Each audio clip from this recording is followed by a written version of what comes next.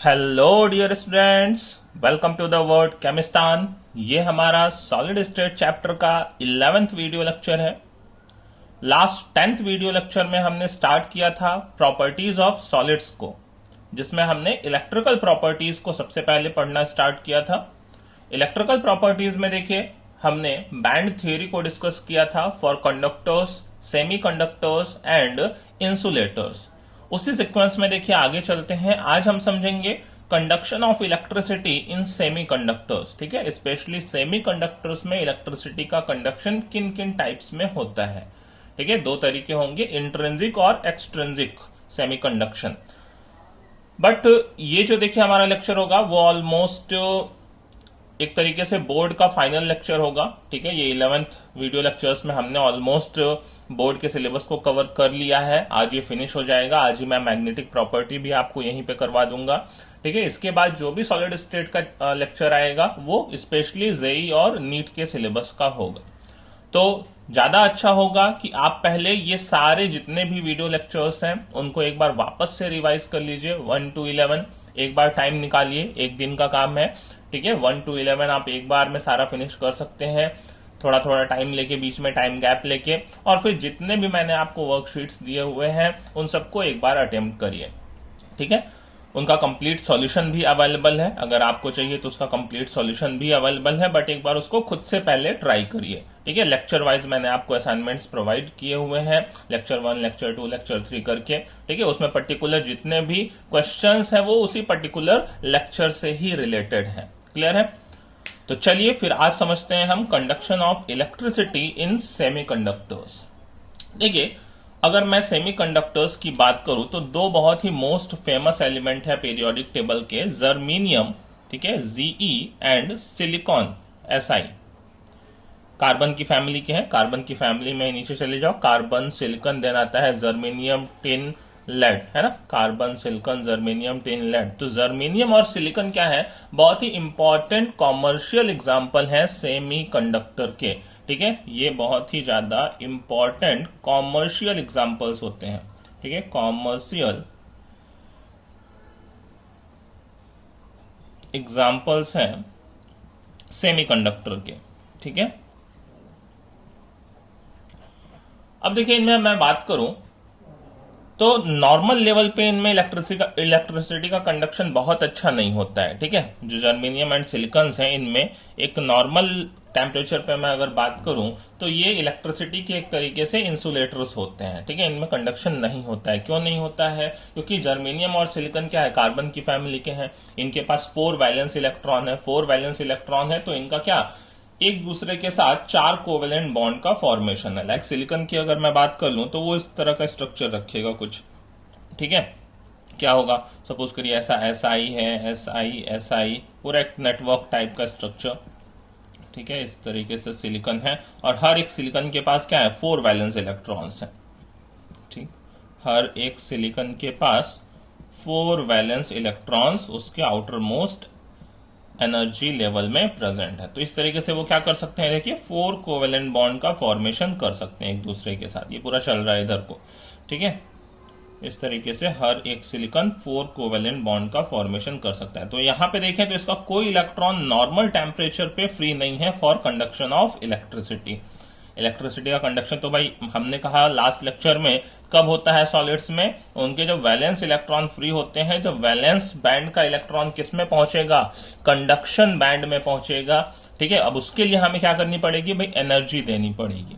तो इनके इलेक्ट्रॉन्स को अगर फ्री करना है तो एनर्जी देनी पड़ती है। तो नॉर्मल कंडीशन में ये इलेक्ट्रिसिटी का कंडक्शन नहीं करते हैं। जो एनर्जी का गैप अगर मैं बोलूं, ठीक है, इन दोनों के लिए जो एनर्जी का गैप, हमने लास्ट टाइम पे एनर्जी गैप की बात की थी valence band and conduction band में, तो जर्मेनियम के लिए जो एनर्जी गैप होता है, ठीक है, एनर्जी गैप, वो valence band, between valence band and conduction band, ठीक है, इसके बीच में valence band and conduction band के बीच में जर्मेनियम के लिए होता है 68 किलो जूल पर मोल का अराउंड। ठीक है, एंड सिलिकॉन के लिए होता है 106 किलो जूल पर मोल के अराउंड।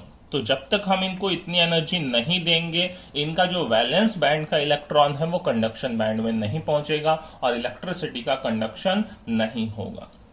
तो देखिए अब ये सेमीकंडक्टर्स की तरीके से फिर बिहेव कैसे करते हैं।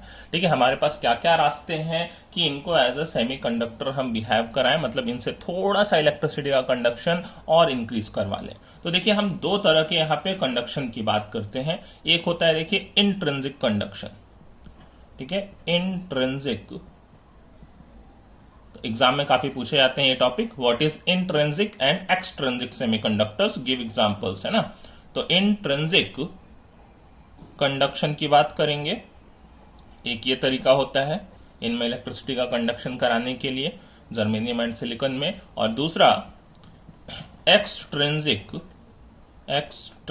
कंडक्शन की बात करेंगे। दोनों ही अलग अलग तरीके हैं, दोनों को एक एक करके हम डिस्कस करते हैं। ठीक है, तो चलिए हम पहले चलते हैं इंट्रिंसिक कंडक्शन क्या होता है।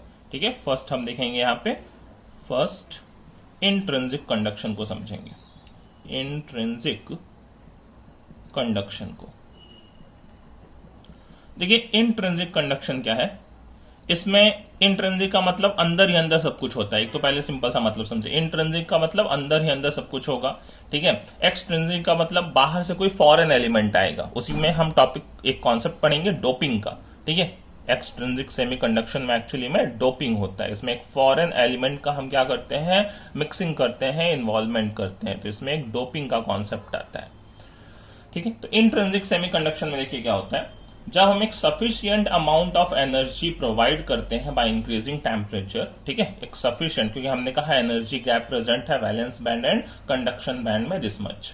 तो जब हम एक एनर्जी सफिशिएंट एनर्जी प्रोवाइड करते हैं बाय इंक्रीजिंग टेम्परेचर क्रिस्टल को, तो क्या होता है, इसमें से कुछ कोवैलेंट बॉन्ड्स ब्रेक कर जाते हैं। ठीक है, कुछ कोवैलेंट बॉन्ड्स क्या कर जाते हैं, ब्रेक कर जाते हैं ड्यू टू थर्मल वाइब्रेशंस, और क्या हो जाते हैं, इलेक्ट्रॉन फ्री हो जाते हैं। बात समझ रहे हैं, हम इनको एनर्जी प्रोवाइड करेंगे, ठीक है, बाय इंक्रीजिंग टेम्परेचर इस क्रिस्टल को, तो क्या होगा, कुछ कोवैलेंट बॉन्ड्स क्या हो जाएंगे, ब्रेक कर जाएंगे due to thermal vibrations, and क्या हो जाएंगे, इलेक्ट्रॉन्स आर रिलीज्ड। ठीक है, तो अब देखिए जब हम क्या करते हैं, जब क्रिस्टल को कनेक्ट करते हैं किसी भी इलेक्ट्रिकल करंट के साथ, तो इलेक्ट्रॉन फिर मूव करने स्टार्ट कर जाते हैं। ठीक है, अब भाई जो बॉन्ड टूटे हुए हैं due to thermal energy, due to thermal vibration, तो जो इलेक्ट्रॉन फ्री हुए हैं वो क्या करने शुरू हो जाते हैं, वो मूव करने शुरू हो जाते हैं। ठीक है, तो when the crystal is connected to the electric current, the electrons moves leaving behind a positive charge और पॉजिटिव होल। एक बात यहां पे ध्यान रखिएगा, जहां से इलेक्ट्रॉन अब आगे बढ़ जाएगा, जहां से इलेक्ट्रॉन आगे बढ़ जाएगा, ठीक है, कोई बॉन्ड टूटा और उस बॉन्ड का इलेक्ट्रॉन आगे बढ़ा, ठीक है, तो उस जगह पे क्या क्रिएट हो जाएगा, एक पॉजिटिव चार्ज क्रिएट हो जाएगा, या बोलते हैं हम उसको एक पॉजिटिव होल क्रिएट हो जाएगा at the site of missing electron, जहां पे इलेक्ट्रॉन मिस हुआ था वहां पे। बात समझिए, ठीक है, जहां से इलेक्ट्रॉन मूव करके चला जाएगा वहां पे एक पॉजिटिव होल क्रिएट हो जाएगा। ये टर्म बड़ा ही फेमस है, पॉजिटिव होल। ठीक है, तो पॉजिटिव होल्स जनरेट हो जाते हैं।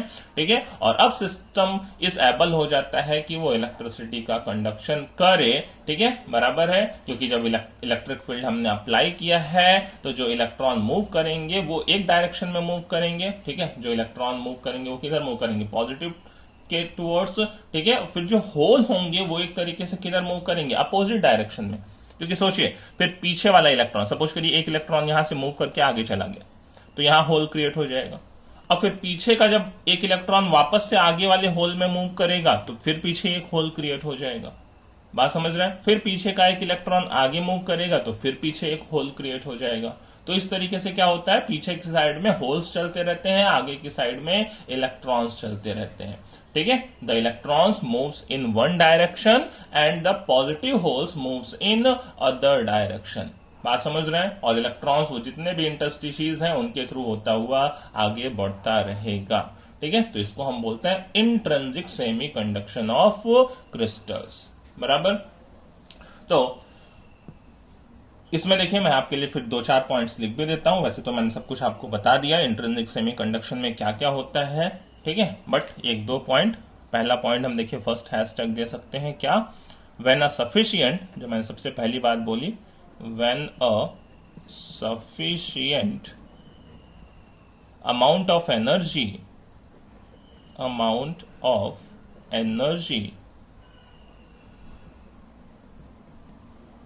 ठीक है, कैसे? By increasing temperature, by increasing, ठीक है, ये इंक्रीजिंग लिख दिया मैंने, increasing temperature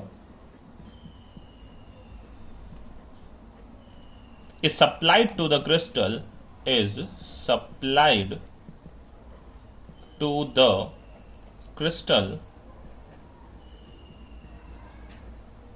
some covalent bonds may break, some covalent bonds may break,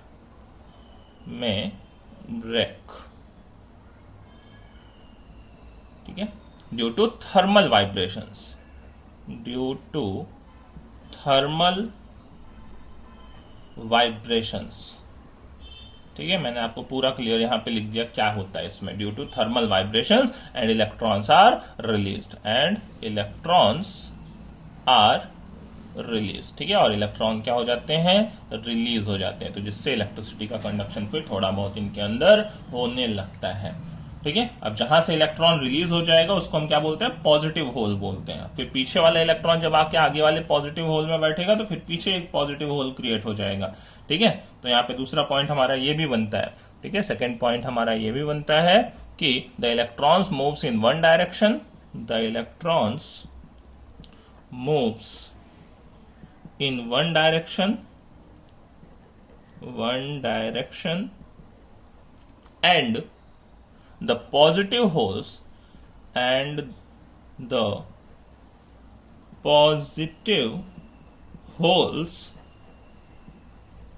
move in other direction, ठीक है। तो ये सारे टर्म्स आप क्लियर रखिएगा, इन्हें हमें सफिशिएंट, मैं अंडरलाइन कर देता हूं, इन्हें हमें सफिशिएंट अमाउंट ऑफ एनर्जी देनी पड़ती है, ठीक है। कैसे देते हैं? बाय इंक्रीजिंग टेम्परेचर, ठीक है, किसको? क्रिस्टल को। तो कुछ कोवैलेंट बॉन्ड क्या कर जाते हैं? ब्रेक कर जाते हैं ड्यू टू थर्मल वाइब्रेशंस, और इलेक्ट्रॉन्स क्या हो जाते हैं? रिलीज हो जाते हैं। क्लियर है? तो इलेक्ट्रॉन मूव करते हैं एक डायरेक्शन में, और जो पॉजिटिव होल्स होते हैं वो किधर को मूव करते हैं? Moves in other direction. Clear है? तो आई होप आपको बात समझ में आ गई होगी। इसी को बोलते हैं इंट्रिंसिक कंडक्शन, ठीक है। अब चलिए देखिए, चलते हैं एक्सट्रिंसिक कंडक्शन में क्या होता है। ओके, एक्सट्रिंसिक कंडक्शन में देखिए, यहां पे हम क्या करते हैं, जो भी हमारे पास मटेरियल है, लाइक सिलिकॉन है, जर्मेनियम है, जो कि बहुत अच्छा इलेक्ट्रिसिटी का कंडक्शन नहीं कर रहे थे, उनकी कंडक्टिविटी को हम इंक्रीज करते हैं by adding N appropriate amount of suitable impurity. इनके अंदर हम इंप्योरिटीज ऐड करते हैं, ठीक है। जैसे कोई फॉरेन एलिमेंट, अब वो कोई जैसे 13 ग्रुप का, ये कौन सा एलिमेंट्स है? सिलिकॉन एंड जर्मेनियम 14 ग्रुप के एलिमेंट है, ठीक है। तो इनमें हम ऐड करते हैं आइदर 13 ग्रुप के एलिमेंट को और 15 ग्रुप के एलिमेंट्स को। उससे होता क्या है वो अभी हम यहाँ पे देखने वाले हैं, ठीक है। तो ये जो 14 ग्रुप के हमारे जर्मेनियम एंड सिलिकॉन एलिमेंट्स थे, इनके अंदर हम डोपिंग करते हैं, एक तरीके से मिक्सिंग करते हैं, उसी को डोपिंग बोला जाता है, ठीक है। मिक्सिंग करते हैं आइदर 13 ग्रुप एलिमेंट्स की या 15 ग्रुप एलिमेंट्स की, जिससे इनकी इलेक्ट्रिकल कंडक्टिविटी एनॉर्मसली क्या हो जाती है? इंक्रीज हो जाती है, ठीक है। तो एक्सट्रिंसिक इसीलिए नाम पड़ा हुआ है क्योंकि बाहर से एक फॉरेन एलिमेंट लाके इनके क्रिस्टल में बैठाएंगे। अब वो फॉरेन एलिमेंट या तो इलेक्ट्रॉन रिच होगा या तो इलेक्ट्रॉन डेफिशिएंट होगा, दो टाइप होंगे।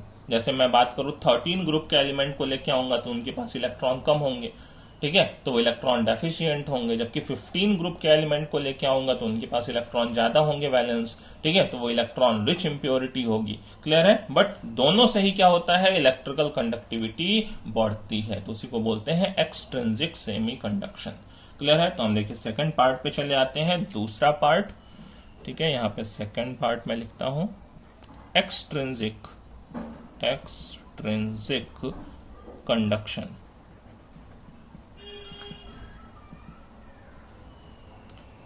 तो एक्सट्रिंसिक कंडक्शन में पहला पॉइंट लिखना बनता है हमारा ठीक है, इसमें क्या करते हैं, first hashtag conductivity is increased by, conductivity, अब वो कैसे इंक्रीज होती है हम पूरा मैकेनिज्म अभी आपको यहां बताने वाले हैं ना।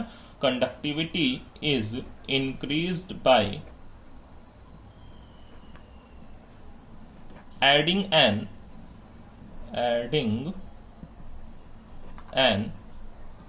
एप्रोप्रिएट, अब देखिए ऐसा नहीं है कितना भी अमाउंट मिला दें भाई, क्रिस्टल की हमें स्टेबिलिटी भी तो चाहिए, ठीक है, तो एक अप्रोप्रिएट अमाउंट ही हम मिक्सअप कर सकते हैं। तो conductivity is increased by adding N appropriate amount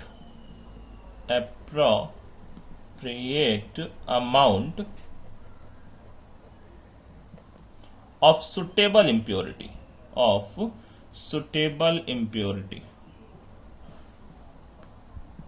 ठीक है, impurity, और इसी चीज को हम क्या बोलते हैं, this process is called doping, ठीक है, इसी प्रोसेस को हम बोलते हैं, ध्यान दीजिएगा एग्जाम में केवल ये टर्म भी पूछा जाता है, व्हाट इज डोपिंग, ठीक है, तो दिस प्रोसेस इज कॉल्ड, जो इम्प्योरिटी ऐड करने का प्रोसेस है ताकि उसकी इलेक्ट्रिकल कंडक्टिविटी बढ़ जाए, तो this process is called doping, ठीक है, डोपिंग बोलते हैं इसको, ये टर्म पे ध्यान रखिएगा, ठीक है, डोपिंग क्या होता है। अब देखिए दो तरीके से हम जर्मेनियम सिलिकॉन की इलेक्ट्रिकल कंडक्टिविटी बढ़ा सकते हैं बाय डोपिंग, क्योंकि जो इम्प्योरिटीज हम ऐड करेंगे, ठीक है, जो इम्प्योरिटीज ये ऐड करेंगे वो दो तरीके के हो सकते हैं, इलेक्ट्रॉन रिच और donor impurities, and electron deficient और एक्सेप्टर इम्प्योरिटीज भी हम उनको बोलते हैं, ठीक है। तो देखिए हम पहले इम्प्योरिटी के टाइप देख लेते हैं कि दो तरीके कौन कौन से इम्प्योरिटी के टाइप हम उसमें एड अप कर सकते हैं, उनकी डोपिंग कर सकते हैं, ठीक है। तो चलिए देखिए फर्स्ट हमारा है हमारे पास, the impurities are of two types, ठीक है, the impurities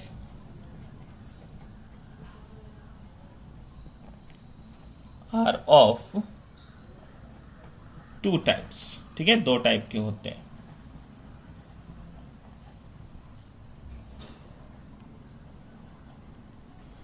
उसमें देखिए फर्स्ट जो होते हैं वो इलेक्ट्रॉन रिच इम्प्योरिटीज, जिनके पास ज्यादा इलेक्ट्रॉन्स होते हैं as compare to germanium and silicon valence shell में, ठीक है। तो इसमें जो फर्स्ट आता है वो आता है इलेक्ट्रॉन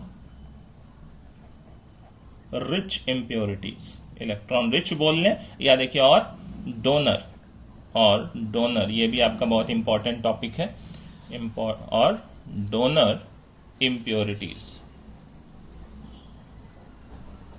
ठीक है। और सेकंड जो आता है, ठीक है, वो आता है, अच्छा पहले मैं इसका एग्जांपल भी देता हूं, इलेक्ट्रॉन रिच समझिए किसको बोलते हैं, ठीक है। जैसे मैं सिलिकॉन और जर्मेनियम में, सिलिकॉन और जर्मेनियम थे 14 ग्रुप के एलिमेंट, अगर मैं उनके क्रिस्टल में 15th ग्रुप का कोई भी एलिमेंट लाके ऐड अप कर देता हूं और कहीं कहीं पे सिलिकॉन एंड जर्मेनियम की जगह पे वो एलिमेंट आके बैठ जाए, तो अगर सिलिकॉन जर्मेनियम में देखूं तो उसके पास 4 ही वैलेंस इलेक्ट्रॉन था, जबकि 15 ग्रुप एलिमेंट के पास 5 वैलेंस इलेक्ट्रॉन होते हैं। तो एक जो वैलेंस इलेक्ट्रॉन होगा वो क्या होगा, उसका फ्री होगा, वो तो किसी के साथ बॉन्ड नहीं बनाएगा, तो उन्हीं को बोलते हैं हम इलेक्ट्रॉन रिच इम्प्योरिटीज। तो इनकी एग्जाम्पल क्या है, जैसे एग्जाम्पल के लिए ग्रुप 15 एलिमेंट्स का हम एडिशन करते हैं, ठीक है, ग्रुप 15 एलिमेंट्स में कौन कौन से, जैसे नाइट्रोजन की फैमिली है, ठीक है, नाइट्रोजन की फैमिली ग्रुप 15 एलिमेंट है, नाइट्रोजन नीचे आते हैं फास्फोरस, फिर आर्सेनिक, एंटीमनी, बिस्मथ, तो आर्सेनिक, एंटीमनी, बिस्मथ इन सब का क्या करते हैं, ठीक है,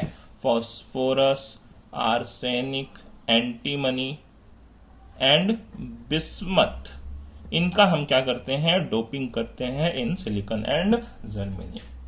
बात समझ रहे हैं, ये बोलते हैं इलेक्ट्रॉन रिच इंप्योरिटीज हैं ये सब, ये जाएंगे तो एक और वैलेंस, एक्स्ट्रा वैलेंस इलेक्ट्रॉन लेके जाएंगे, क्योंकि ये ग्रुप 15 मेंबर्स हैं, इनके पास क्या होते हैं, 5 वैलेंस इलेक्ट्रॉन होते हैं, जर्मेनियम सिलिकॉन के पास 4 ही वैलेंस इलेक्ट्रॉन थे। बात समझ गए। दूसरा देखिए सेकेंड हम बोल रहे हैं कि इलेक्ट्रॉन डेफिशिएंट, ठीक है, या इन्हीं को बोलते हैं एक्सेप्टर और एक्सेप्टर impurities,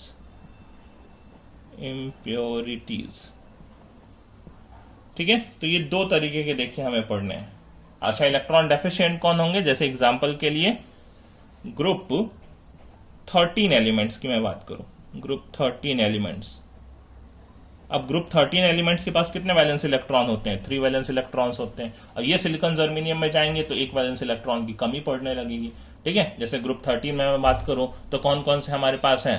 ठीक है, बोरॉन की फैमिली है, बोरॉन, गैलियम, ठीक है, बाल गंगाधर इंडिया के तिलक वाले, boron, aluminium, gallium, indium, thallium. ठीक है, तो इसमें कौन कौन से हैं हमारे पास? बोरॉन, एल्यूमिनियम, गैलियम, ठीक है, इंडियम, ये सब बराबर है। तो ये जो इंप्योरिटीज होंगी इनके पास वैलेंस इलेक्ट्रॉन कम होंगे, 3 ही वैलेंस इलेक्ट्रॉन होंगे, इनको इलेक्ट्रॉन डेफिशिएंट इंप्योरिटीज बोला जाएगा। तो चलिए सबसे पहले समझते हैं इलेक्ट्रॉन रिच इंप्योरिटीज इलेक्ट्रिसिटी का कंडक्शन कैसे इंक्रीज करती हैं। ठीक है, देखिए इलेक्ट्रॉन रिच इंप्योरिटीज में मैं अगर बात करूं, सबसे पहला इलेक्ट्रॉन रिच इंप्योरिटीज की, तो देखिए मैंने सिलिकॉन का क्रिस्टल लिया। ठीक है, सिलिकॉन का क्रिस्टल लिया तो ये सारे सिलिकॉन्स प्रेजेंट थे जो कि 4 वैलेंस इलेक्ट्रॉन रख रहे थे। ठीक है,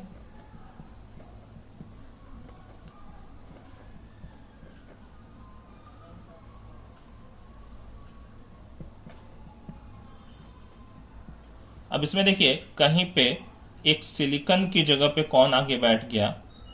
एक आर्सेनिक आके बैठ गया। ठीक है, एक आर्सेनिक आके बैठ गया।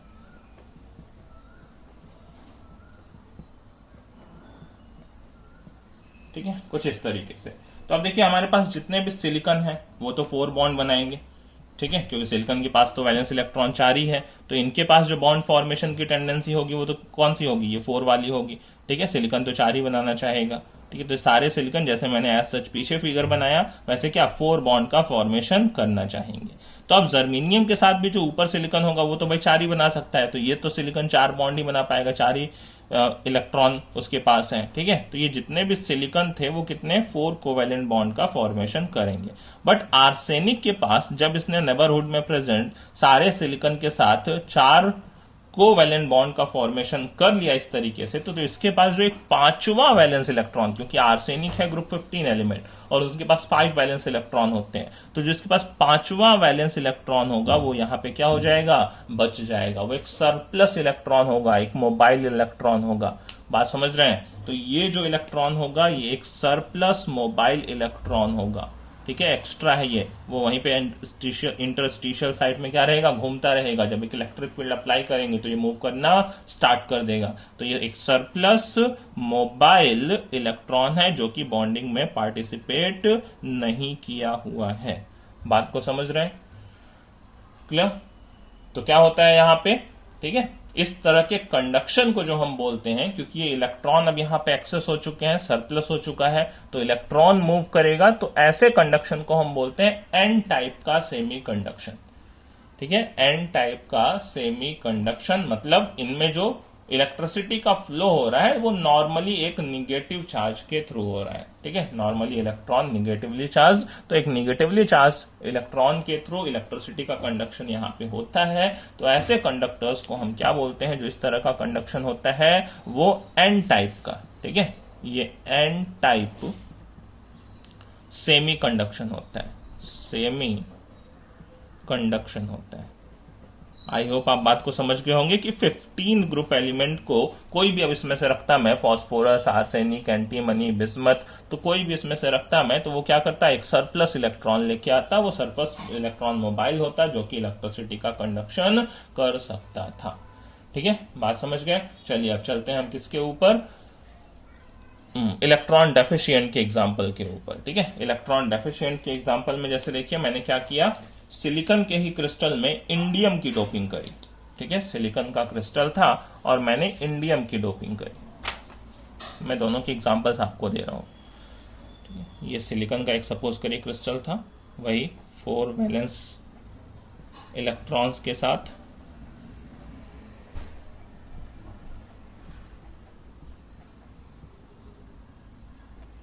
अब यहां पे देखिए एक सिलिकॉन की जगह कौन आ गया? इंडियम आके बैठ गया। ठीक है, 13 ग्रुप एलिमेंट है, बाकी सब सिलिकॉन थे अपनी जगह पे। तो अब देखिए इसमें अगर मैं बात करूं तो वापस से जो है वो क्या है कि सिलिकॉन तो 4 वैलेंस बॉन्ड का 4 कोवेलेंट बॉन्ड का फॉर्मेशन करना चाहेगा, ठीक है। ये सारे सिलिकॉन 4 कोवेलेंट बॉन्ड का फॉर्मेशन करेंगे।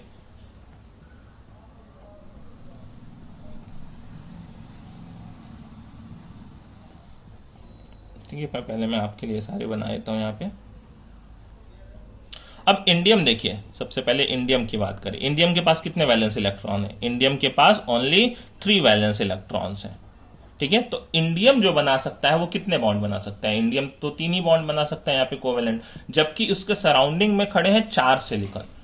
बात समझ रहे हैं? सराउंडिंग में खड़े हैं 4 सिलिकॉन। अब ये किन्हीं 3 से ही बॉन्ड बना सकता है, आइदर सिलिकॉन इससे बना ले या इन तीनों से बना ले। बात समझ रहे हैं? तो यहाँ पे देखिए, सपोज करिए ये इंडियम अगर ये 3 सिलिकॉन के साथ बॉन्ड बना लेगा तो वो चौथे सिलिकॉन का इलेक्ट्रॉन बचा रह जाएगा और इस इंडियम के पास एक पॉजिटिव होल बचा रह जाएगा। बात समझ रहे हैं? यहां इस वाली साइड पे इलेक्ट्रॉन प्रेजेंट नहीं होगा, यहां पे तो सिलिकॉन के इलेक्ट्रॉन प्रेजेंट होंगे, बट ये वाला जो साइट होगा ये इलेक्ट्रॉन होल कहा जाएगा, क्योंकि यहां पे कोई भी इलेक्ट्रॉन प्रेजेंट नहीं है। बात समझ रहे हैं? यहां पे सिलिकॉन होता तो उसके पास भी एक इलेक्ट्रॉन होता, फिर तो बॉन्डिंग हो जाती, बट यहां पे इंडियम के पास 13 ग्रुप एलिमेंट मैं कोई भी मिक्सअप करूंगा तो उनके पास क्या होगा? 13 ग्रुप एलिमेंट के पास 3 ही वैलेंस इलेक्ट्रॉन होंगे। इनकी बॉन्डिंग हो गई तो वहां पे देखिए क्या जनरेट हो जाता है, हम बोलते हैं कि इलेक्ट्रॉन होल जनरेट हो जाता है, ठीक है। ये इलेक्ट्रॉन होल जनरेट हो जाता है, जो कि एक तरह से पॉजिटिवली चार्ज है, इलेक्ट्रॉन नहीं है वहां पे, ठीक है। इलेक्ट्रॉन होल जनरेट हो जाता है, नो इलेक्ट्रॉन की कंडीशन है यहाँ पे। वहां पे देखिए एक एक्स्ट्रा इलेक्ट्रॉन आ गया था पीछे वाले एग्जांपल में, यहाँ पे नो इलेक्ट्रॉन की कंडीशन है। तो अब समझिए, अगर सपोज करिए आप ड्यू टू वाइब्रेशंस, ठीक है, क्या हो, पीछे वाला जो इलेक्ट्रॉन है वो आगे वाले होल में बैठ जाए, ये वाला जो इलेक्ट्रॉन है आगे वाले होल में बैठ जाए, तो फिर एक पीछे होल जनरेट हो जाएगा। फिर वो आगे वाला इलेक्ट्रॉन फिर उस होल में आके बैठ जाए, पीछे वाले एक इलेक्ट्रॉन आगे वाले होल में आके बैठ जाए, तो फिर पीछे एक होल जनरेट हो जाएगा। तो इस तरीके से देखें, जो इलेक्ट्रॉन है वो जंप करता रहेगा आगे वाले होल में, और जो होल है उसके अपोजिट डायरेक्शंस में पीछे चलते रहेंगे। बात समझ रहे हैं? ठीक है। तो ऐसा लगेगा कि जो इलेक्ट्रॉन्स है वो एक डायरेक्शन में मूव कर रहे हैं और उसके अपोजिटली होल्स मूव कर रहे हैं, जब हम कोई भी इलेक्ट्रिक फील्ड अप्लाई करेंगे तब, ठीक है, तभी इलेक्ट्रॉन मूव करने स्टार्ट करेंगे, ठीक है। तो इस तरह का जो कंडक्शन होता है इसको बोलते हैं पी टाइप। पी टाइप क्यों बोल रहे हैं? क्योंकि पॉजिटिव होल्स के थ्रू क्या हो रहा है? इलेक्ट्रिसिटी का कंडक्शन हो रहा है, ठीक है। तो इनको जो हम बोलते हैं ये पी टाइप का कंडक्शन बोलते हैं, P type semiconductor, P type semiconduction, semiconduction clear. N type, P type semiconduction, I hope आपको क्लियर हो गया होगा, ठीक है। एन टाइप में क्या होता है? एक्स्ट्रा इलेक्ट्रॉन प्रेजेंट होता है, निगेटिवली चार्ज इलेक्ट्रॉन के थ्रू इलेक्ट्रिसिटी का कंडक्शन होता है, इसलिए उसको एन टाइप बोलते हैं, ठीक है। पी टाइप में क्या होता है? पॉजिटिव होल्स प्रेजेंट होते हैं। अब इलेक्ट्रॉन आगे को मूव करेंगे तो होल्स पीछे को मूव करेंगे, जैसे जैसे इलेक्ट्रॉन जंप करेगा आगे, पीछे होल जनरेट होता जाएगा, क्लियर। तो यही था आपका N type and P type semiconduction, और इलेक्ट्रॉन रिच और इलेक्ट्रॉन डेफिशिएंट इंप्योरिटीज के थ्रू हम कैसे जर्मेनियम और सिलिकॉन की इलेक्ट्रिकल कंडक्टिविटी को इंक्रीज कर सकते थे। क्लियर है? बराबर है। तो ये दोनों टॉपिक हमारा क्लियर हो गया। अब देखिए आके आपके बुक में कुछ एप्लीकेशंस भी होते हैं N type P type semiconductor के, वो आपको फिजिक्स में देखने को भी मिलेगा। जैसे डायोड का नाम अगर सुना हो, ठीक है, तो डायोड को भी हम क्या करते हैं? कॉम्बिनेशन होता है वो N type and P type semiconductors का, ठीक है। जो डायोड होता है वो N type P type semiconductors का ही क्या होता है? कॉम्बिनेशन होता है, और उसको एज अ रेक्टिफायर हम यूज करते हैं। दूसरा देखिए, जो ट्रांजिस्टर्स होते हैं, ठीक है, ट्रांजिस्टर्स 2 तरह के हमारे पास बहुत ही फेमस होते हैं, पीएनपी और एनपीएन टाइप के ट्रांजिस्टर। पीएनपी, 2 पी टाइप के बीच में एक एन टाइप को सैंडविच करते हैं, ठीक है, सैंडविच बोलते हैं उसको, और 2 एन टाइप के बीच में एक पी टाइप को सैंडविच करते हैं। तो 2 तरह के ट्रांजिस्टर्स भी हमारे पास होते हैं, पीएनपी और एनपीएन टाइप के, ठीक है। सेमीकंडक्टर्स जो कि जिसमें यूज करते हैं, किसमें यूज करते हैं? वो एम्पलीफाई करता है रेडियो एंड ऑडियो सिग्नल्स को, ठीक है। तो ट्रांजिस्टर्स में भी इनका यूज होता है, ये पीएनपी और एनपीएन टाइप के सैंडविच का। इसके अलावा देखिए जो सोलर सेल्स होते हैं, सोलर सेल्स जो है ना, उसमें क्या होता है? फोटो डायोड यूज करते हैं। फोटो डायोड का काम क्या होता है? जो रेडिएंट एनर्जी है उसको कन्वर्ट करता है इलेक्ट्रिकल एनर्जी में, ठीक है। तो तो ये सब आपके फेमस एग्जांपल्स हैं, डायोड में, ट्रांजिस्टर्स में, सोलर सेल में, ये भी आप थोड़ा बहुत ध्यान में रखिए। तो ये यहाँ पे हमारा कवर होता है ओवरऑल जितने भी इलेक्ट्रिकल प्रॉपर्टीज थे ऑफ सॉलिड्स। अब हमारा देखिए जो सेकंड पार्ट आएगा, ठीक है, वो भी अभी इसी लेक्चर में हम कवर करने वाले हैं, मैग्नेटिक प्रॉपर्टीज ऑफ सॉलिड्स के बारे में। क्लियर है? तो चलिए अब हम स्टार्ट करते हैं मैग्नेटिक प्रॉपर्टीज ऑफ सॉलिड्स को। तो देखिए मैग्नेटिक प्रॉपर्टीज ऑफ सॉलिड्स के बारे में डिस्कस करते हैं हम। देखिए किसी भी सॉलिड में क्या होता है, मैग्नेटिक इफेक्ट कहां से प्रोड्यूस होता है। किसी भी सॉलिड में इलेक्ट्रॉन प्रेजेंट है और हर एक इलेक्ट्रॉन का क्या होता है, अपना एक मैग्नेटिक मोमेंट होता है। ठीक है, हमारे पास सॉलिड्स में बहुत सारे इलेक्ट्रॉन प्रेजेंट होते हैं, तो हर एक इलेक्ट्रॉन का अपना खुद का क्या होता है, हर एक इलेक्ट्रॉन का अपना खुद का एक मैग्नेटिक मोमेंट होता है। ठीक है, अब वो मैग्नेटिक मोमेंट कहां से जनरेट होता है, एक इलेक्ट्रॉन के पास ऐसा मैग्नेटिक मोमेंट कहां से आया, तो देखिए वो दो सोर्सेस से जनरेट होता है। इलेक्ट्रॉन के दो तरह के मोशन है। एक इलेक्ट्रॉन क्या कर रहा है, न्यूक्लियस के अराउंड चक्कर काट रहा है, ठीक है, न्यूक्लियस के अराउंड वो रिवॉल्व कर रहा है। और दूसरा, ठीक है, वो अपनी एक्सिस पे भी उसका खुद का मोशन है। जैसे अर्थ का मोशन होता है, सन के अराउंड भी वो मोशन करता है और अपनी एक्सिस पे भी वो घूमता रहता है, वैसे ही इलेक्ट्रॉन के पास भी क्या है, दोनों तरह के मोशन है। एक ऑर्बिटल मोशन भी है और एक उसका खुद का स्पिन भी है। ठीक है, तो ये दो सोर्सेस से जो मैग्नेटिक मोमेंट है वो दो सोर्सेस से जनरेट होता है। एक तो, ठीक है, मैग्नेटिक मोमेंट कहां से आता है, फ्रॉम, मैं ऐसा लिख सकता हूं, टू सोर्सेस। ठीक है, दो सोर्सेस से आता है। एक तो पहला सोर्स क्या होता है, ऑर्बिटल मोशन जो उसका होता है, ऑर्बिटल मोशन, ठीक है, अराउंड द न्यूक्लियस,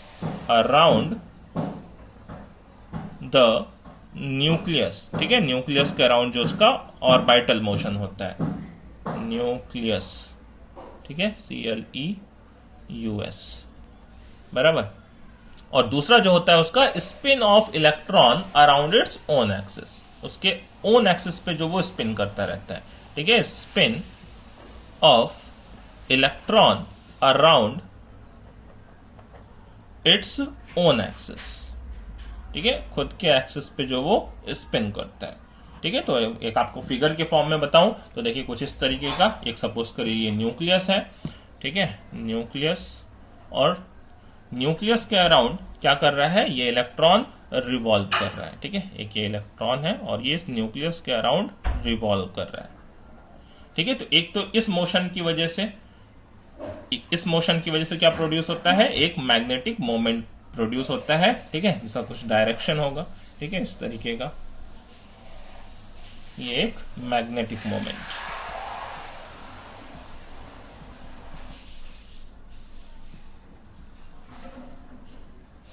ठीक है, ये हमने बना रखा है, ये इलेक्ट्रॉन है और ये एटॉमिक न्यूक्लियस, ये है एटॉमिक न्यूक्लियस। क्लियर है? तो एक तो मोशन इस तरीके का है कि हमारे पास न्यूक्लियस है, न्यूक्लियस के अराउंड क्या कर रहा है, इलेक्ट्रॉन रिवॉल्व कर रहा है, उससे एक मैग्नेटिक मोमेंट जनरेट हो रहा है। ठीक है, और दूसरा क्या है, जो इलेक्ट्रॉन खुद के एक्सिस पे भी स्पिन कर रहा है। ठीक है, ये इलेक्ट्रॉन है तो ये खुद की एक्सिस पे भी क्या कर रहा होगा, ये स्पिन कर रहा होगा कुछ इस तरीके से, इसका भी क्या होगा, यहाँ पे एक मैग्नेटिक मोमेंट डेवलप होगा। ठीक है, यहाँ पे देखिए स्पिन दोनों तरह के हो सकते हैं। ठीक है, स्पिन बाई क्लॉकवाइज भी स्पिन हो सकता है, एंटी क्लॉकवाइज भी स्पिन हो सकता है। तो एक स्पिनिंग इलेक्ट्रॉन है जो कि किसके अराउंड ये चक्कर काट रहा है, न्यूक्लियस के अराउंड चक्कर काट रहा है। तो इन दोनों इफेक्ट की वजह से क्या होगा, मैग्नेटिक मोमेंट प्रोड्यूस होंगे। तो ये जो इलेक्ट्रॉन है उसको देखिए एक स्मॉल करंट लूप, भाई इलेक्ट्रिकल चार्ज है, एक चार्ज है, और वो चार्ज क्या है, एक स्मॉल करंट लूप है जो कि जनरेट कर रहा है कि क्या, स्मॉल मैग्नेटिक फील्ड। इसलिए इलेक्ट्रॉन को हम क्या, टाइनी मैग्नेट्स भी बोलते हैं। ठीक है, इलेक्ट्रॉन्स क्या है, टाइनी मैग्नेट्स, छोटे छोटे मैग्नेट्स हैं। ठीक है, तो हम यहाँ पे देखिए एक पॉइंट आपके लिए लिख सकते हैं एक हैशटैग में कि a moving electron may be regarded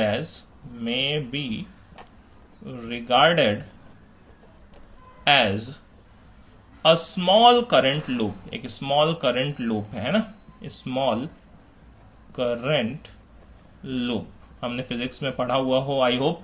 कि कोई भी चार्ज पार्टिकल मोशन में है तो वो क्या करता है, मैग्नेटिक फील्ड प्रोड्यूस करता है। तो small current loop generating a small magnetic field,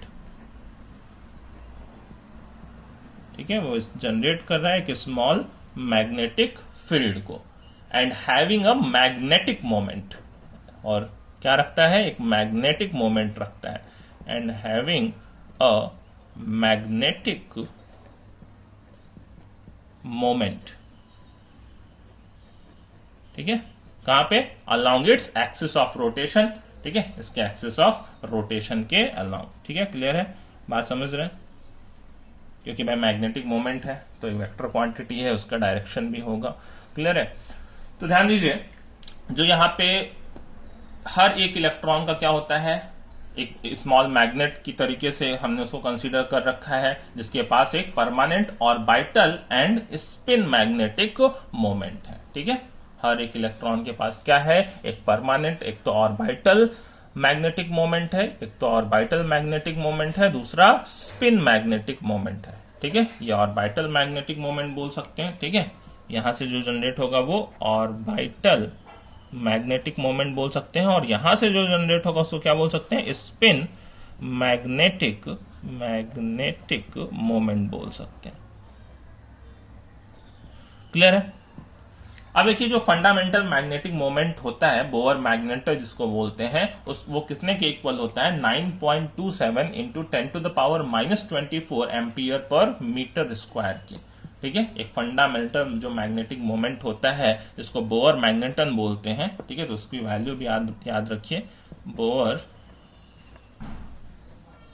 magneton, ठीक है, म्यू बी से रिप्रेजेंट करते हैं, जिसको म्यू बी से रिप्रेजेंट करते हैं, तो ये किसके इक्वल होता है, ये इक्वल होता है 9.27 into 10⁻24 ampere per metre square, ठीक है, ये इसकी वैल्यू होती है सबसे फंडामेंटल, ठीक है, और ईच इलेक्ट्रॉन के लिए क्या होता है, ठीक है, in an atom the spin magnetic moment is plus minus mu B. अब भाई स्पिन मैग्नेटिक मोमेंट की अगर बात करूं तो प्लस म्यू बी हो सकता है, माइनस म्यू बी भी हो सकता है, क्योंकि स्पिन मैग्नेटिक मोमेंट है ना, एक क्लॉकवाइज डायरेक्शन में भी इलेक्ट्रॉन रोटेट कर रहा है और एक एंटी क्लॉकवाइज डायरेक्शन में भी इलेक्ट्रॉन रोटेट कर रहा है, ठीक है, क्लियर है। तो वहां पे जो हो सकता है, हर एक इलेक्ट्रॉन के लिए क्या हो सकता है, प्लस माइनस म्यू बी क्या हो सकता है, उसका स्पिन मैग्नेटिक मोमेंट हो सकता है, ठीक है। इसके अलावा देखिए, अगर मैं बात करूं ऑर्बिटल मैग्नेटिक मोमेंट की, तो ऑर्बिटल मैग्नेटिक मोमेंट जो होता है, ये ऑर्बिटल मैग्नेटिक मोमेंट वो होता है, ठीक है, ml म्यू बी के बराबर। यहाँ पे ml क्या है, ठीक है, ये ml अगर आपको याद हो, हमने क्वांटम नंबर्स पढ़े हैं 11th में, ठीक है, तो ml क्या होता है, मैग्नेटिक क्वांटम नंबर, ठीक है, ml जो यहाँ पे लिखा हुआ है वो है मैग्नेटिक क्वांटम नंबर, क्लियर।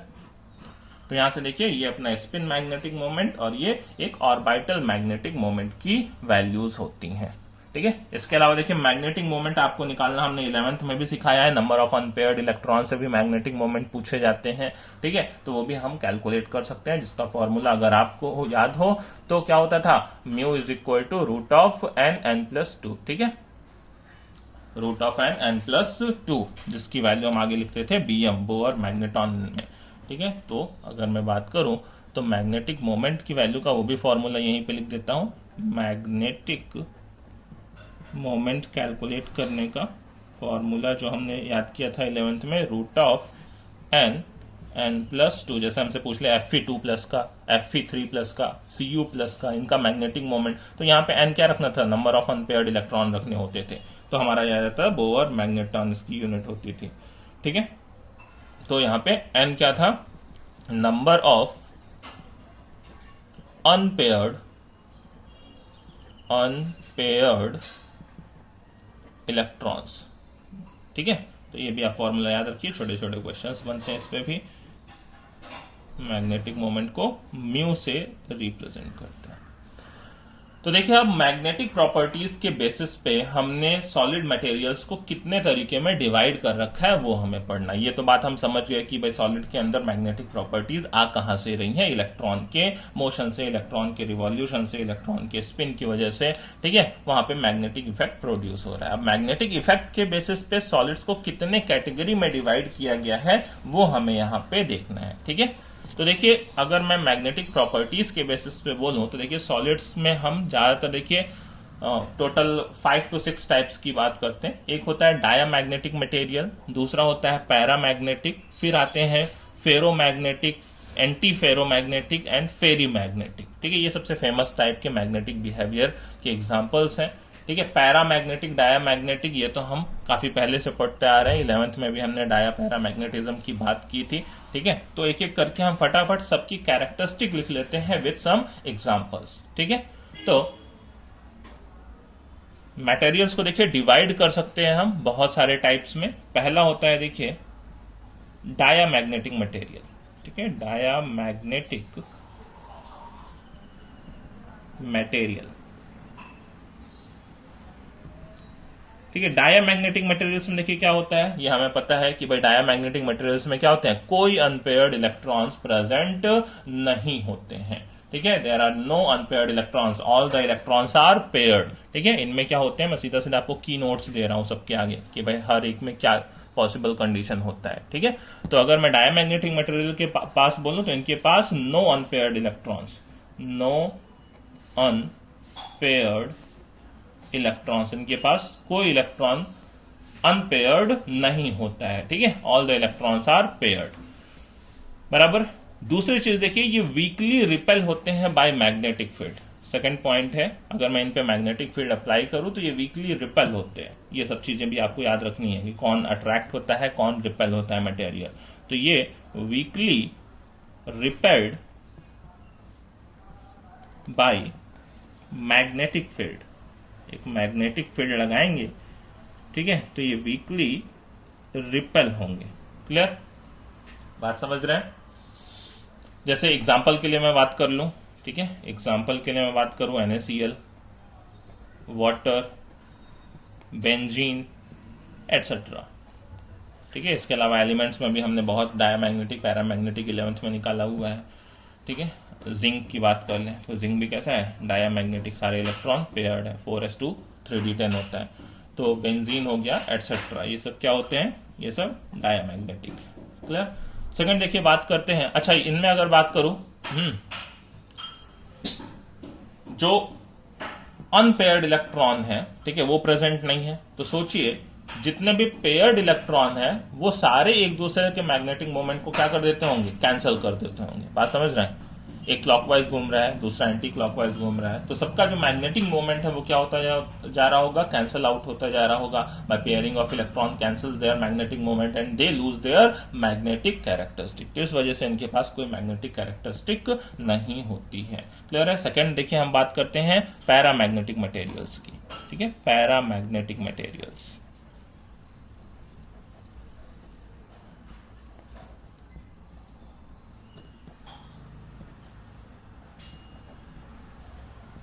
अब देखिए पैरामैग्नेटिक मटेरियल्स में क्या होते हैं, नंबर ऑफ अनपेयर्ड इलेक्ट्रॉन कुछ ना कुछ प्रेजेंट होते हैं। इनके पास एक परमानेंट मैग्नेटिक डाइपोल होता है जो कि अट्रैक्ट होता है, ठीक है, जो कि अट्रैक्ट होता है बाय मैग्नेटिक फील्ड, ठीक है।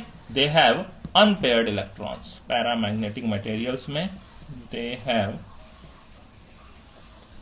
अनपेयर्ड इलेक्ट्रॉन्स, इनके पास अनपेयर्ड इलेक्ट्रॉन्स प्रेजेंट होते हैं, ठीक है। वन और मोर अनपेयर्ड इलेक्ट्रॉन इनके पास प्रेजेंट होते हैं, कंसिस्ट करते हैं atoms and molecules having one और मोर अनपेयर्ड इलेक्ट्रॉन्स, जिसकी वजह से क्या होता है, इनके पास have permanent magnetic dipole, permanent magnetic dipoles, ठीक है। इनके पास परमानेंट मैग्नेटिक डाइपोल्स प्रेजेंट होते हैं और ये अट्रैक्ट होते हैं बाय मैग्नेटिक फील्ड, ठीक है। अट्रैक्टेड बाय, वो रिपल हो रहे थे, ये अट्रैक्टेड बाय मैग्नेटिक फील्ड, ठीक है, तो आपको सीधा ये शॉर्ट नोट्स में इस तरीके से याद रखना है इनकी कैरेक्टरिस्टिक के बारे में। ठीक है, और एग्जाम्पल्स भी इनके, बस एग्जाम पर्पज से यही इंपॉर्टेंट है। ठीक है, तो इसमें देखिए एग्जाम्पल्स की मैं बात करूं, जैसे पैरामैग्नेटिक Cu पे 2+ कुछ ना कुछ अनपेयर्ड इलेक्ट्रॉन बचेगा इसमें, है ना। 4s1 कितने अनपेयर्ड इलेक्ट्रॉन बचेंगे, 4s1 3d10 इसका कॉन्फ़िगरेशन होता है, कॉपर एक्सेप्शनल वाला कॉन्फ़िगरेशन था। 4s1 3d10 2 इलेक्ट्रॉन चले गए, एक 4s1 चला गया, 3d10 में से भी एक चला गया। ठीक है, तो 3d9 बचा, 3d9 का मतलब इसके पास अनपेयर्ड इलेक्ट्रॉन एक बच जाएगा। इसका भी मैग्नेटिक मोमेंट निकालना है तो कैसे निकाल सकते हैं, वो mu is equal to √n n+2 में n की वैल्यू क्या रख लेंगे, 1 रख लेंगे। ठीक है, इसके अलावा देखिए Fe3+ अनपेयर्ड इलेक्ट्रॉन बचेंगे। 4s2 3d6 होता है आयरन का कॉन्फ़िगरेशन, 4s2 चला गया, 3d में 6 बचे। ठीक है, 3d 6 बचे तो अनपेयर्ड इलेक्ट्रॉन कितने हो जाएंगे, 4 हो जाएंगे। ठीक है, इसके अलावा देखिए क्रोमियम 3+ O2 में भी अगर आपको याद हो MOT में क्या थे, मॉलिक्यूलर ऑर्बिटल थ्योरी O2, इसमें क्या 2 अनपेयर्ड इलेक्ट्रॉन बचते थे, पैरामैग्नेटिक होता था। ठीक है, टाइटेनियम का ऑक्साइड TiO, ये स्पेशल एग्जांपल्स आपको याद रखने हैं। Ti2O3 टाइटेनियम का ऑक्साइड, VO2 वेनेडियम का ऑक्साइड, CuO, ठीक है, कॉपर का ऑक्साइड एटसेट्रा, ये सब क्या है, पैरामैग्नेटिक है। ठीक है, बट एक चीज ध्यान रखिएगा, जितने भी पैरामैग्नेटिक मटेरियल्स हैं वो अपनी मैग्नेटिक प्रॉपर्टी को लूज कर देते हैं in the absence of magnetic field. एक मैग्नेटिक फील्ड लगाएंगे तो इनके अंदर मैग्नेटिक बिहेवियर प्रोड्यूस हो जाएगा, बट जैसे ही मैग्नेटिक फील्ड को हम हटा लेते हैं तो इनका मैग्नेटिक बिहेवियर भी खत्म हो जाता है। तो लास्ट और most important point, they lose there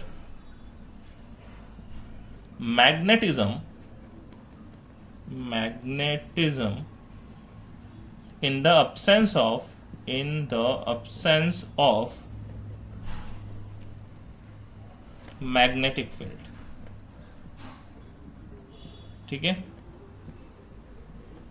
जब मैग्नेटिक फील्ड को हम हटा लेते हैं तो इनका मैग्नेटिक बिहेवियर भी खत्म हो जाता है। ठीक है, चलिए अब बात करते हैं नेक्स्ट टाइप की। अब कुछ नए नए हमें नाम देखने को मिलेंगे जो कि हमने पहले नहीं देखे हुए हैं। सबसे पहले बात करते हैं फेरोमैग्नेटिक सब्सटेंसेस की। ठीक है, सबसे पहले बात करेंगे हम फेरोमैग्नेटिक की। थर्ड आएगा फेरोमैग्नेटिक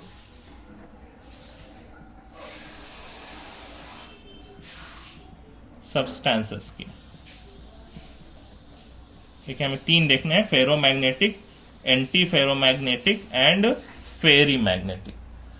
क्लियर। फेरोमैग्नेटिक सब्सटेंस में देखिए क्या होता है, ये स्ट्रांगली अट्रैक्ट होते हैं बाय मैग्नेटिक फील्ड। अब इनको एक्चुअली डोमेन्स के बेसिस पे हम समझाते हैं, आगे हम एक टर्म देखने को मिलेगा यहाँ पे डोमेन्स। तो पहले डोमेन्स देख लीजिए।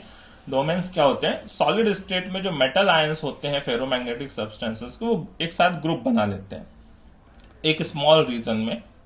ठीक है, जिसको हम क्या बोलते हैं, डोमेन्स बोलते हैं। तो पूरा एक ग्रुप होता है मेटल आयंस का एक स्मॉल रीजन में, जिसको हम डोमेन बोलते हैं। और हर एक डोमेन का क्या होता है, डोमेन वाइज हमने पूरे सॉलिड में डिवाइड कर दिया एक पर्टिकुलर रीजन की, ये पूरा एक डोमेन है, ये पूरा एक डोमेन है, ये पूरा एक डोमेन है, ये पूरा एक डोमेन है। और हर एक डोमेन का क्या होगा, अपना अपना मैग्नेटिक मोमेंट होगा। अब वो डोमेन एक दूसरे को सपोर्ट कर रहे हैं या एक दूसरे को अपोज कर रहे हैं, वो चीज हमें यहाँ पे समझना होता है, वो याद रखना होता है। ठीक है, किसमें क्या कंडीशन होती है। तो देखिए फेरोमैग्नेटिक सब्सटेंसेस में अगर मैं बात करूं तो इसमें जितने भी डोमेन्स होते हैं, ठीक है, वो एक ही डायरेक्शन में ओरिएंट हो जाते हैं on application of magnetic field. पहले वो इधर उधर रैंडम होते हैं, ठीक है, बट जब हम एक मैग्नेटिक फील्ड अप्लाई करते हैं तो जो फेरोमैग्नेटिक सब्सटेंसेस के जो डोमेन्स होते हैं वो एक ही तरफ में क्या हो जाते हैं, ओरिएंटेड, कुछ इस तरीके से। मतलब सारे डोमेन्स, मैंने सॉलिड में बहुत सारे डोमेन्स एज्यूम किए, सबके अपने अपने मैग्नेटिक मोमेंट थे। ठीक है, वो सब क्या हो जाते हैं, वो एक ही डायरेक्शन में ओरिएंट हो जाते हैं, उसको हम बोलते हैं फेरोमैग्नेटिक सब्सटेंसेस। ठीक है, तो यहाँ पे देखिए मैं फेरोमैग्नेटिक सब्सटेंसेस के लिए अगर पॉइंट लिखूं तो, ठीक है, strongly attracted by magnetic field, strongly ये अट्रैक्ट होते हैं, strongly attracted by magnetic field, ये मैग्नेटिक फील्ड से स्ट्रांगली अट्रैक्ट होते हैं। ठीक है, दूसरा, हमने जब एक बार इनके ऊपर मैग्नेटिक फील्ड लगा दिया तो फिर मैग्नेटिक फील्ड हटा लिया तो ये अपना मैग्नेटिज्म लूज नहीं करते हैं, जबकि पैरामैग्नेटिज्म में ऐसा नहीं था। पैरामैग्नेटिज्म में हमने कहा कि in the absence of magnetic field वो क्या करेगा, अपना मैग्नेटिक बिहेवियर लूज कर देगा। उसका जस्ट अपोजिट फेरोमैग्नेटिक होता है। जैसे आयरन, आयरन को हमने एक बार उसको मैग्नेटिक फील्ड देके उसको है ना मैग्नेट में कन्वर्ट कर दिया तो वापस से वो अपनी कैरेक्टरिस्टिक को लूज नहीं करता है। ठीक है, तो ये मोस्ट इंपॉर्टेंट पॉइंट ध्यान रखिएगा। ये शो करते हैं परमानेंट मैग्नेटिज्म, है ना, शो परमानेंट मैग्नेटिज्म। ये परमानेंट मैग्नेट बन जाते हैं, मैग्नेटिज्म, क्योंकि इनका जो पहले ये रैंडम ओरिएंटेशन होता है, बट जब मैग्नेटिक फील्ड लगाते हैं तो सब एक डायरेक्शन में क्या हो जाते हैं, ओरिएंटेड हो जाते हैं। ठीक है, तो show permanent magnetism even when the magnetic field is removed, even when the magnetic field is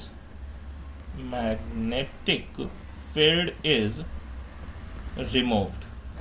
भले ही हम मैग्नेटिक फील्ड को क्या कर लें, हटा लें, रिमूव कर लें। क्लियर है, बात समझ रहे हैं? तो ये one such a material is magnetize it remains magnetically पर मैग्नेटाइज परमानेंट। तो सबसे जो फेमस एग्जांपल है, जैसे ठीक है एग्जांपल्स की बात कर लें, आयरन। ठीक है, आयरन सबसे फेमस एग्जांपल है, फेरोमैग्नेटिक सब्सटेंसेस में सबसे ज्यादा मैग्नेटिक पर्पज में यूज में आता है। इसके अलावा देखिए हम बात करें कोबाल्ट की, कोबाल्ट भी एक फेरोमैग्नेटिक सब्सटेंस है। निकल की बात करें वो भी फेरोमैग्नेटिक है। गैडोलियम, ठीक है, गैडोलिनियम की बात करूं, ठीक है, जीडी जिसका सिंबल है जीडी। ठीक है, इसका देखिए क्रोमियम का ऑक्साइड CrO2, ये सारे ऑक्साइड देखिए, ऑक्साइड वाले भी आपको एग्जांपल, ये टाइटेनियम, वेनेडियम के ऑक्साइड, ये क्रोमियम का ऑक्साइड, ये अलग से आपको याद रखने हैं। ठीक है, ये सब क्या होते हैं, रूम टेम्परेचर पे क्या फेरोमैग्नेटिक होते हैं। ठीक है, इसके अलावा देखिए CrO2 का एक पहले बहुत ही ज्यादा यूज आता था, CrO2 यूज में आता था मैग्नेटिक टेप्स जो यूज होते थे कैसेट्स एंड रिकॉर्डर्स में। अगर आपने कैसेट्स और रिकॉर्डर्स देखे हुए हो, ठीक है, पहले के टाइम में, तो उसमें CrO2 जो होता था वो वहां पे मैग्नेटिक टेप वहां पे उसका लगाया जाता था। ठीक है, अब देखिए हम बात करते हैं किसकी, एंटी फेरोमैग्नेटिक की। इसमें एक चीज ये जरूर ध्यान रखिएगा कि इनके जो डोमेन्स होते हैं सेम डायरेक्शन में, डोमेन इन सेम डायरेक्शन। ठीक है, एक पॉइंट यहां पे मैं ये भी लिख देता हूं, इनके डोमेन्स क्या होते हैं, डोमेन्स किसमें होते हैं, in same direction, in same direction. ये सारे पॉइंट्स आप स्क्रीनशॉट भी ले सकते हैं एक बार। ठीक है, स्क्रीनशॉट जहां पे भी आपको इंपॉर्टेंट लगे स्क्रीनशॉट ले सकते हैं, अदरवाइज आई होप आप नोट बना रहे होंगे, नोट बनाएंगे तो ज्यादा बेटर होगा। तो इनमें जो डोमेन्स होते हैं वो कहां पे होते हैं, इन सेम डायरेक्शन प्रेजेंट होते हैं। तो ये बात थी फेरोमैग्नेटिक की। तो चलिए फटाफट देख लेते हैं दो और छोटे छोटे और इनके पॉइंट्स, एंटी फेरोमैग्नेटिक क्या होता है और फेरीमैग्नेटिक क्या होता है। ठीक है, तो देखिए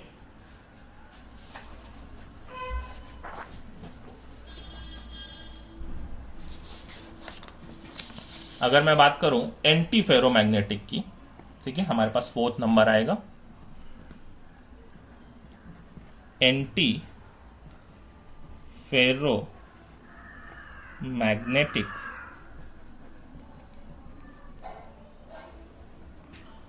ठीक है, एंटी फेरोमैग्नेटिक की देखिए अगर हम बात करें तो यहां पे जो डोमेन्स का अलाइनमेंट होता है वो बिल्कुल एंटी पैरेलल होता है। एंटी पैरेलल का मतलब एक इस डायरेक्शन में अगर डोमेन सपोज करिए जा रहा है तो दूसरा इस डायरेक्शन में जाता है, तीसरा ऊपर, फिर चौथा नीचे, फिर पांचवा ऊपर, फिर छठा नीचे। इस तरीके से ये एंटी फेरोमैग्नेटिक मटेरियल्स में क्या होते हैं, जो डोमेन्स होते हैं वो ऊपर और नीचे की तरफ होते हैं।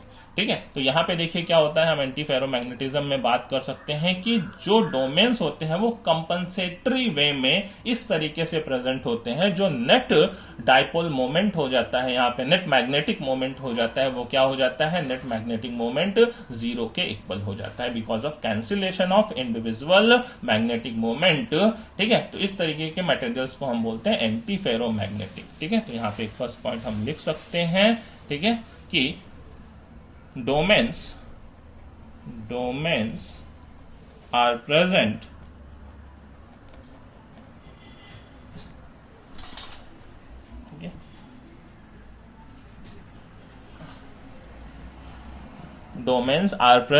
in a compensatory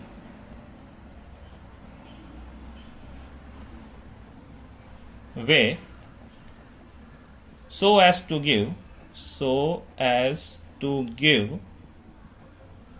zero net magnetic moment, zero net magnetic moment। ठीक है, इनका जो मैग्नेटिक मोमेंट हो जाता है वो नेट जीरो हो जाता है। जैसे कॉमन एग्जांपल की मैं बात करूं तो मैग्नीज का जो ऑक्साइड है MnO, वो इसका कॉमन एग्जांपल है एंटी फेरो मैग्नेटिक सब्सटेंस का। ठीक है, क्लियर है। इसके अलावा देखिए हम बात करें फेरी मैग्नेटिक सब्सटेंसेस की, तो फेरी मैग्नेटिक में क्या होता है, पांचवा फेरी magnetism.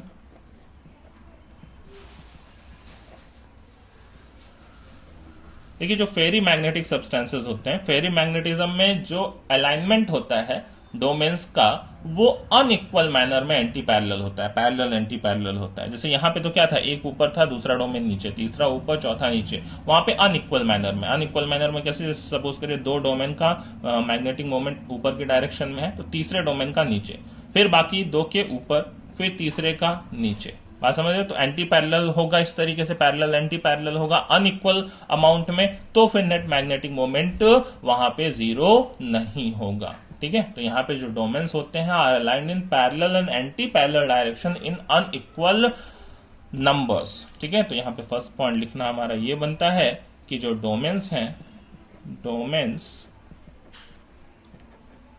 Are aligned parallel and anti-parallel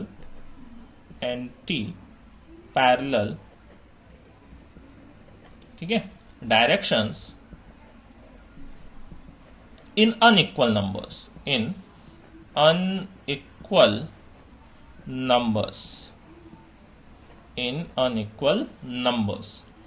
ठीक है। तो इसकी वजह से क्या होता है, एक हमें नेट मैग्नेटिक मोमेंट देखने को मिलता है। अब देखिए they are weakly attracted by magnetic field. Next point है दे आर, अब इनके पास भी कुछ मैग्नेटिक मोमेंट है तो कुछ अट्रैक्ट होंगे, बट उतना नहीं अट्रैक्ट होंगे जितना फेरो मैग्नेटिक सब्सटेंसेस होते थे। ठीक है, तो they are weakly attracted by, क्योंकि फेरो मैग्नेटिक सबसे ज्यादा अट्रैक्ट होते हैं, उनमें सारे डोमेन्स एक ही डायरेक्शन में, यहाँ पे कुछ कैंसल होगा लेकिन कुछ बचा रहेगा। ठीक है, तो they are weakly attracted by magnetic field, clear है, as compare to ferromagnetic substances, वो ज्यादा होते थे। ठीक है, जैसे एग्जांपल की अगर हम बात करें यहाँ पे एग्जांपल, तो आयरन का जो ऑक्साइड है मैग्नेटाइट Fe3O4, Fe3O4 को हम क्या बोलते हैं, मैग्नेटाइट के नाम से जानते हैं। ठीक है, तो जो मैग्नेटाइट है हमारे पास Fe3O4, ठीक है, मैग्नेटाइट, वो एक फेरी मैग्नेटिक सब्सटेंस है। इसके अलावा देखिए कुछ हमारे पास फेराइट्स होते हैं। ठीक है, फेराइट्स कुछ कंपाउंड्स होते हैं, जनरल फॉर्मूला फेराइट्स का मैं भी आपके लिए लिखता हूं, फेराइट्स बोलते हैं इनको। फेराइट्स का फॉर्मूला देखिए, कोई भी यहाँ पे मेटल आयन होगा M2+ फॉर्म का और आगे जुड़ा होगा उसके Fe2O4, ये पूरा फेराइट बोला जाता है। अब यहाँ पे M कौन कौन हो सकता है, तो देखिए M यहाँ पे मैग्नीशियम हो सकता है, जैसे MgFe2O4। ठीक है, कॉपर हो सकता है CuFe2O4, ठीक है, जिंक हो सकता है, तो ये सब हो सकता है, यहाँ पे इनको फेराइट्स बोलते हैं। ठीक है, तो ये फेराइट्स भी क्या होते हैं, ये फेराइट्स भी फेरी मैग्नेटिक सब्सटेंसेस में आते हैं। क्लियर है? ठीक है, तो चलिए अब देखिए यहाँ पे थोड़ी सी एक और बात कर लेते हैं फाइनली। देखिए जितने भी हमारे पास मैग्नेटिकली ऑर्डर्ड सॉलिड्स हैं, चाहे वो फेरो मैग्नेटिक हो, मोस्ट इंपॉर्टेंट पॉइंट है याद रखिएगा, टेम्परेचर का क्या इफेक्ट पड़ता है। ठीक है, ये भी एग्जाम में पूछा जाने वाला एक क्वेश्चन होता है कि जितने भी मैग्नेटिकली ऑर्डर्ड सॉलिड्स हैं, चाहे वो फेरो मैग्नेटिक हो, चाहे एंटी फेरो मैग्नेटिक हो, चाहे वो फेरी मैग्नेटिक हो, वो ट्रांसफॉर्म हो जाता है पैरा मैग्नेटिक में। ठीक है, एट हायर टेम्परेचर, क्योंकि जब टेम्परेचर देते हैं तो उनके डोमेन्स का क्या हो जाता है, रैंडमाइजेशन हो जाता है, उनके स्पिन का रैंडमाइजेशन हो जाता है। ठीक है। तो क्या होता है कि जितने भी फेरोमैग्नेटिक, एंटी फेरोमैग्नेटिक, फेरी मैग्नेटिक सब्सटेंसेस होते हैं वो पैरामैग्नेटिक में कन्वर्ट हो जाते हैं एट हाइयर टेम्परेचर। तो ये एक most important and last point मैं आपके लिए लिख रहा हूं, फिर ये लेक्चर यहीं पे फिनिश करेंगे। ठीक है, तो देखिए क्या कह सकते हैं कि जितने भी ऑल मैग्नेटिकली ऑर्डर्ड